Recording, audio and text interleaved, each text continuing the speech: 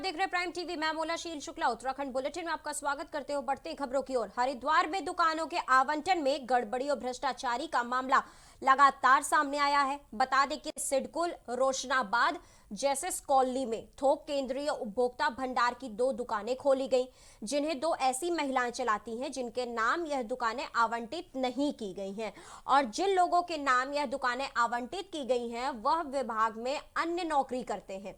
किस अनुमोदन के कारण या किस अधिकारी के कहने पर ऐसे व्यक्तियों को दुकानें आवंटित की गई हैं, यह एक बड़ा सवाल है। वहीं इस गड़बड़ी की जांच के लिए उपभोक्ता भंडार के सचिव बनाए गए हैं, लेकिन सचिव भी अपनी जिम्मेदारियों से भागते नजर आते हैं। बताया जाता है कि सचिवों के साथ यहां अभद्रता की जाती है, जिससे कुछ सचिव तो पहले ही अपने रिजाइन दे चुके हैं, और जिन लोगों को सचिव पद के लिए नियुक्त पत्र दिया गया है वह इस पद पर नियुक्त ही नहीं होना चाहते हैं।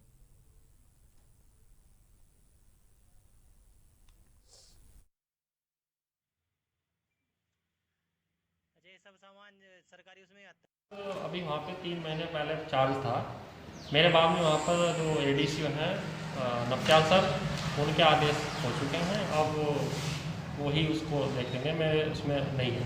ठीक है सर, जितने अधिकारी है मतलब नप्सियाल जी जो भी मतलब आला अधिकारी है, सब ने आपको सचिव कहा है कि आप सचिव हो? नहीं, मैंने आपको दिखा दिया है। अभी 25 जनवरी का आदेश है, उनके आदेश हो चुके हैं, तो वो उसमें वो करेंगे ना। मेरा तो कलियर दरगाह साबिर पाक में पंजाब के जायरीनों ने नोटों की चादर चढ़ाई।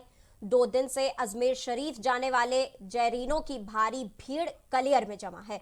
अजमेर जाने वाले जायरीन पहली हाजिरी दरगाह साबिर पाक में चादर पोशी कर मन्नतें मांग रहे हैं। जायरीनों ने बताया कि उनके साबिर पाक में गहरी आस्था है।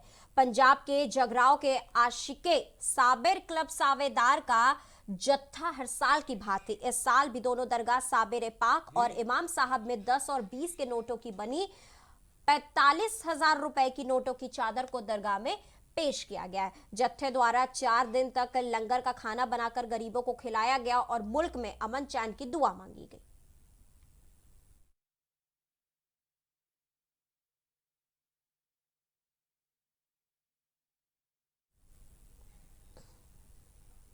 तो पंजाब के जायरीन ने चढ़ाई नोटों की चादर। कलियर से खबर, दरगाह साबिर पाक में पेश की गई चादर और गरीबों को खाना खिलाकर मांगी गई अमन चैन की दुआ।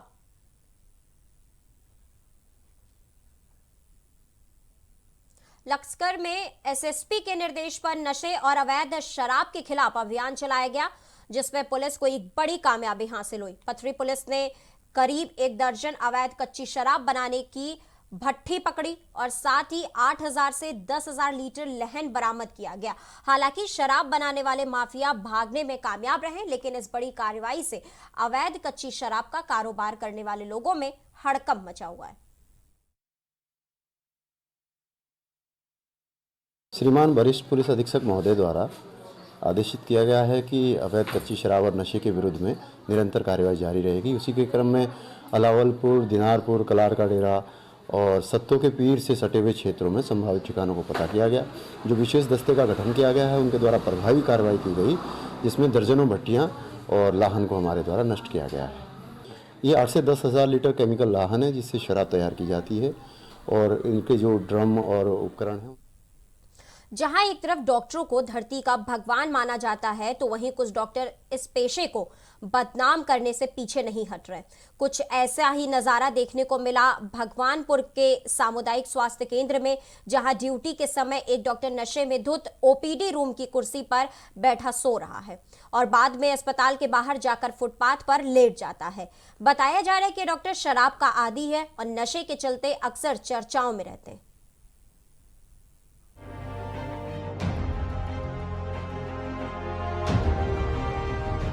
भगवानपुर के सामुदायिक स्वास्थ्य केंद्र में कुंदन सिंह नाम का एक होम्योपैथिक चिकित्सक है, जो ज्यादातर नशे में रहने के कारण अक्सर सुर्खियों में रहते हैं।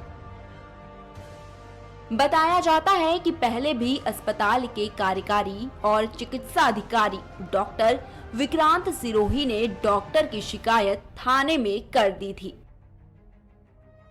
जिससे नाराज नशेड़ी डॉक्टर ने उनको SC/ST के केस में फंसाने की धमकी भी दी थी। उस समय तो वह मामला रफा दफा कर दिया गया था।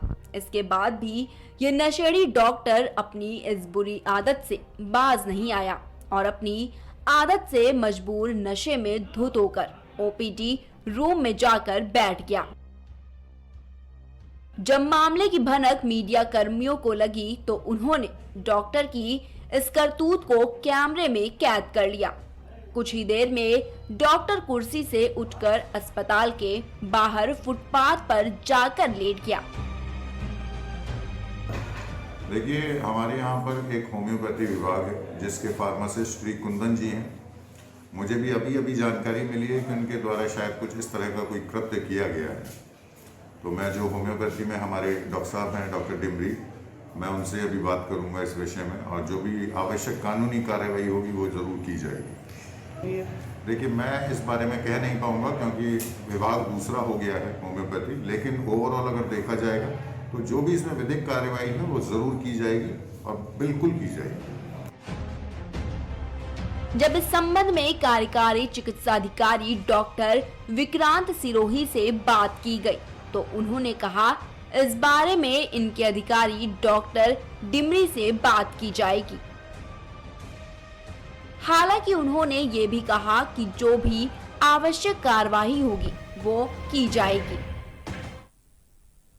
रुद्रप्रयाग में रेल लाइन और NH प्रभावित समिति ने 8 सूत्री मांगों को लेकर समेरपुर में धरना प्रदर्शन कर मांगों पर कार्रवाई की मांग की।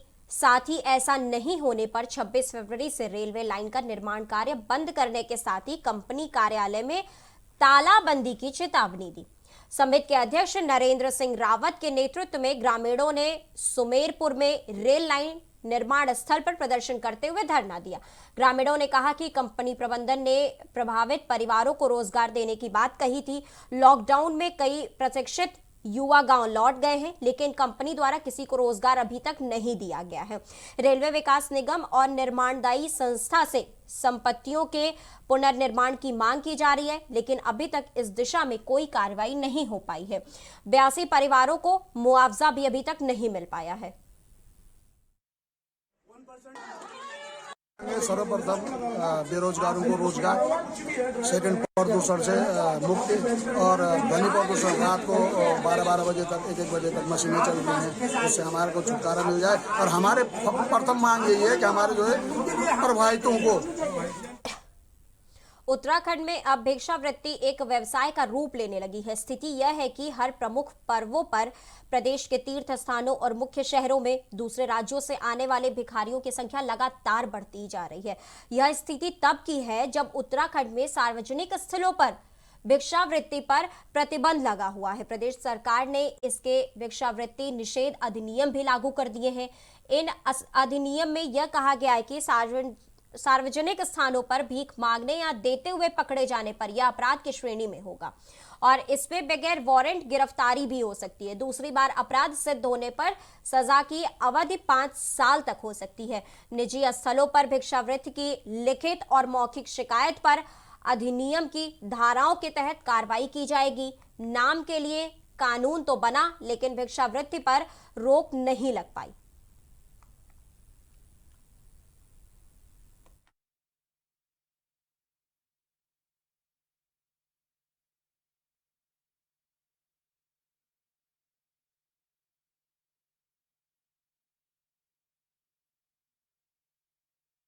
तो उत्तराखंड बुलेटिन में फिलहाल इतना ही, लेकिन देश दुनिया की तमाम खबरों के लिए आप लगातार बने रहिए प्राइम टीवी के साथ।